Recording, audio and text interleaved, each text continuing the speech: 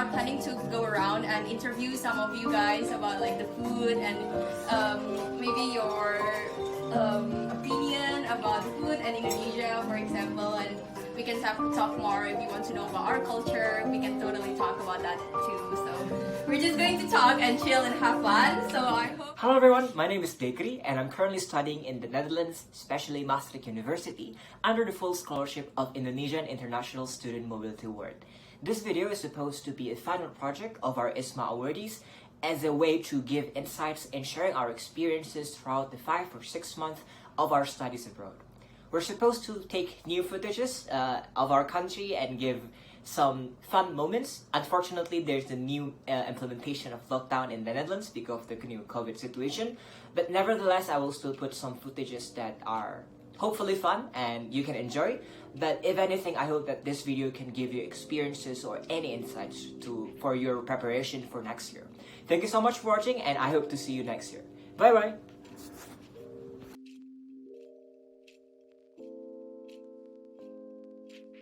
Okay, so we're back in my room and let's start with the first question. The first question was starting from the first time you heard about our IISMA program. So at first I was scrolling Instagram and as a student I was procrastinating for my assignments. And what I got from the International Office Universities Indonesia, there's this post about IISMA Kampus Merdeka Socialization Program. At first I have no idea what Kampus Merdeka is and I have no idea what IISMA stands for. So I curiously applied to the program and I was so surprised that this program was an official program. It has credit conversion, it has full tuition, and in the middle of pandemic. Back then I was very frustrated about myself because I applied to a lot of conferences, scholarships, competitions abroad, and none of it went to offline and I had to go to it online. And now I got the chance to go to study abroad to finally hone my skills. And the first thing I knew what IISMA promises, I applied for it. And on the second question is about the whole experience of the application process. I have to be honest to you, the application process is rather complicated because you have to get a lot of documents. Although it's understandable, of course, if you're going to abroad, there are a lot of applications you need to fill, a lot of form you need to fill.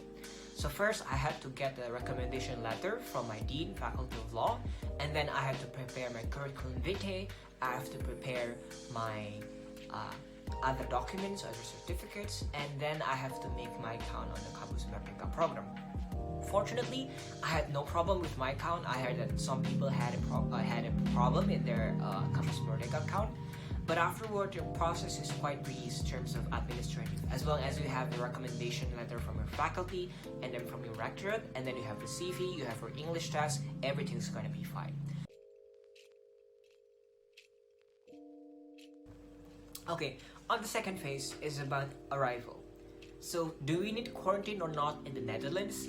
Officially, the rules say you need to have quarantine, but the quarantine is not strict. There were no supervision, there were no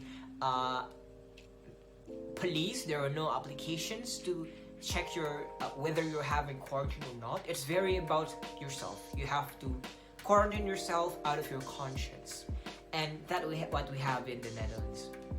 So essentially you need to have quarantine for 5 days, but there were no requirements as Indonesia. For instance, you have to go to Wisma Atlet or you need to go to a hotel for a quarantine. My quarantine is in my dorm and I shared my room with another 30 people and they're fine with it, fortunately. Every day I took a rapid test and on the 5th day I had to take a PCR test in the medical center of Maastricht to confirm that I am negative and therefore I'm allowed to take activities as normally. The next question is, what is the impression I had on the cultural differences on your experience? So since we are talking about COVID again, I think that's a very fun topic. So the Netherlands culture about COVID-19 is very, very relaxed. The first time we went outside of the airport, what we had is that no one is wearing masks. It was summer 2021, around September and at the end of August. So no one is wearing masks. Like when you wear a mask on the public place, you look like a weirdo. And that's a really, really hard thing for me to accept because, back in Indonesia, we had triple mask.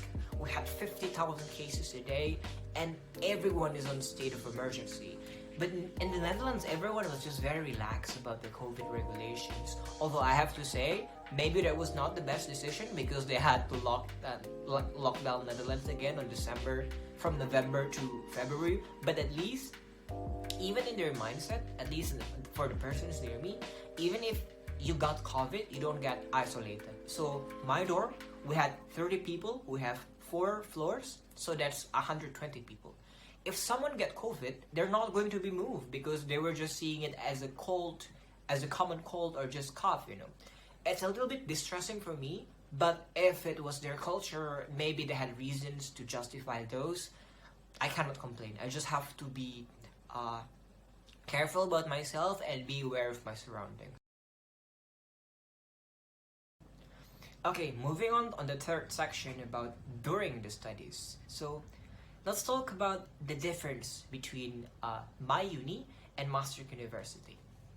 So I think in Maastricht University, I had the privilege to have small classes. Back in my faculty, usually we have 100-person classes or even 500 plus classes if it's a combined class. In Maastricht, at least in the courses I took, the maximum amount of person that can join is just 15%. And because we have offline meeting, it's very hard to be invisible, you know. Back in your home university, especially with Zoom class, you can just go off mic, off cam, and you're gone. You go to bed or anything. I don't do that, I swear, and I promise. But what I'm trying to say is that in a small room of people, and there so much pressure to be visible, you have to push yourself to talk. You have to push yourself to give your ideas. And in Maastricht, we used the problem-based learning. I know some of you probably know problem-based learning is, but it's very different. So basically, every student have to participate. Every student have to read the reading materials in order to be involved in the problem discussion. So for instance, in my class, International Trade Law, the lecturer or the tutor, we said in Maastricht, are giving like a certain problem, and then the students have to give out their thoughts. The teacher, the tutor, the lecturer will ask questions to the students. And of course, if you don't read the materials, they will know. So it becomes a pressure to learn and also form of fulfillment, because when you learn and you know the materials, you know what you're talking about. Okay, and we are moving on to the last section, and that is tell your experience after your studies. What are the most valuable things you've learned as an IISMA awardee? You know what? This is a very hard and very good question. I learned so much things throughout my journey in the past 5 to 6 months. I tried to rethink myself about academics, whether academics should be a central part of my life, but also soft skills and hard skills are also important.